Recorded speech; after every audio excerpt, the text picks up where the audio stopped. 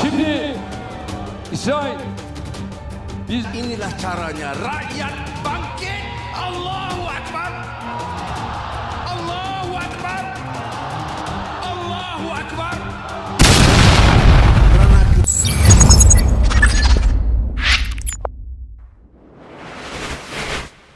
Halo sahabat geblek-geblek, konflik Israel makin meluas, ormas-ormas di ASEAN mulai terlihat warnanya.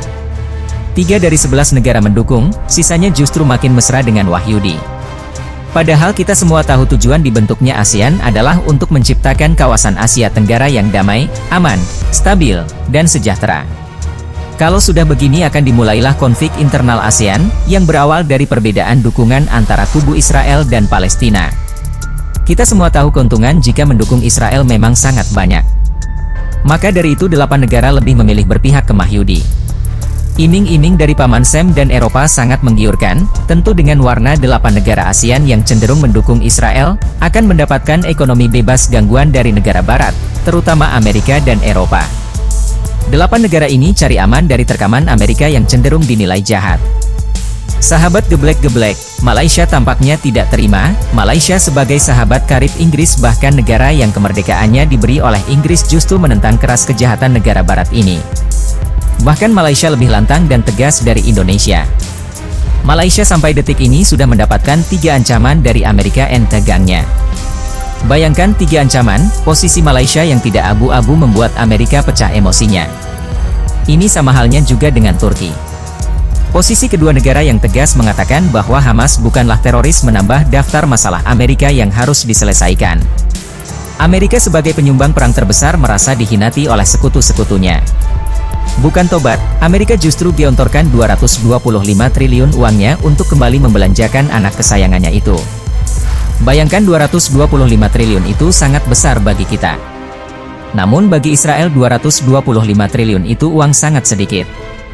Bayangkan saja dalam satu kali tembakan Iron Dome, mereka menghabiskan dana 1,4 miliar. 1 triliun hanya untuk, kira-kira ya kurang dari 1000 Iron Dome. Itu baru Iron Dome belum, makan, sabun, minum, berasnya Wahyudi, seminggu habis dan setelah habis akan kembali kalah diserang Hamas. Sahabat geblek-geblek, kita kembali lagi ke warna-warna ASEAN yang seakan berbeda pandangan. Bukan lagi seakan ini memang beda pandangan. Singapura sebagai salah satu negara terkaya di dunia justru memberikan klarifikasi kepada ASEAN terutama Malaysia. Kira-kira begini PM Singapura mengatakan, "Wahai Malaysia, kedekatan saya dengan Israel jangan sampai mempengaruhi hubungannya dengan Anda." Tetapi hal ini membuat Malaysia seakan kesal. Di saat negara di dunia sedang mati-matian membela Palestina, Singapura sebagai negara terkaya di dunia justru membela Wahyudi. Dan dengan adanya hal ini membuat warna negara ASEAN mulai terlihat.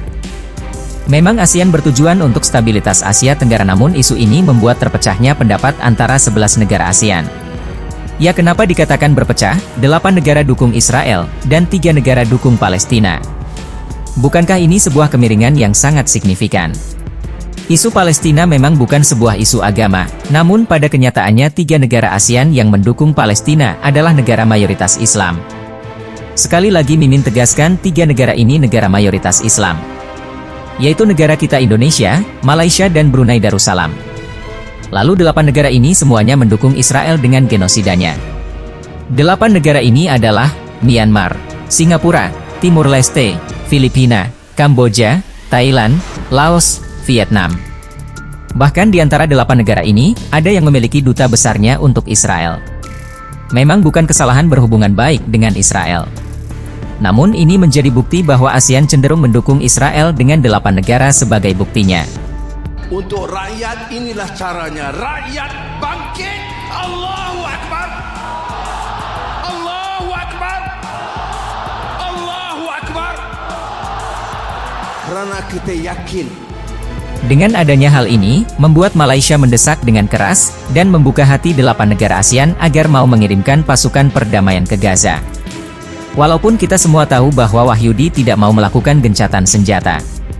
Tentu militer yang dikirim dari ASEAN bisa jadi akan menjadi target penyerangan militer Israel. Karena apa? Sekarang saja, seluruh yang ada di Gaza tidak pandang umur, agama, pekerjaan semua dibantai dan dimusnahkan oleh Wahyudi. Sudah jangan menghitung dosa mereka, karena ini bukan konflik agama. Kembali ke topik pengiriman militer ASEAN ke Palestina. Apakah 8 negara yang dekat dengan Israel ini setuju? Jawabannya bisa jadi tidak. Walaupun ini hanya tentara perdamaian, tetapi Israel tidak akan terima ada suatu kelompok atau negara yang menolong bangsa Palestina. Karena tujuan mereka sebenarnya adalah menghabisi bangsa Palestina. Sahabat geblek-geblek, Kementerian Pertahanan ASEAN akan membahas soal pengiriman pasukan penjaga perdamaian ke Gaza Palestina. Pasukan penjaga perdamaian bro, bukan pasukan untuk berperang lawan Israel, entar salah paham lagi. Ya, walaupun cuma pasukan perdamaian, dari segi Amerika tidak akan boleh. PBB aja dilawan, apalagi negara ASEAN. Kakek Biden memang enggak ada takut-takutnya, padahal warga Amerika banyak yang protes agar tidak mendukung Israel namun diabaikan. Katanya bapaknya demokrasi, katanya bapaknya HAM, tapi hehehe, gak tau deh kelakuan kakek satu ini bikin gemes. Isu-isu terkait Palestina akan diangkat dalam pertemuan para Menteri Pertahanan ASEAN pada pekan depan. Semua negara ASEAN sepakat bahwa ASEAN harus mengirim pasukan ke Palestina di bawah bendera PBB, ujar Menteri Pertahanan Malaysia ini. Apa iya 8 negara yang mendukung Israel mau? Mereka sendiko dawuh terhadap Mamarika, dikirim satu kompi langsung nyiut nyalinya. Nah, jadi dalam pertemuan para Menteri Pertahanan ASEAN pekan ini, Malaysia pun sepertinya akan menginisiasi para menhan negara-negara ASEAN untuk mengerahkan pasukan penjaga perdamaian masing-masing ke Gaza Palestina. Malaysia punya agenda khusus untuk pertemuan para menteri-menteri pertahanan seluruh ASEAN yang biasanya digelar setiap tahun. Pertemuan ini pun disebut dengan ADM, yaitu ASEAN Defense Minister Meeting, dan ada juga ADM Plus, yang biasanya mengundang para menteri-menteri pertahanan dari negara-negara asing berpengaruh di dunia, seperti contohnya ADM Plus dengan Cina, Rusia, ataupun Mamarika.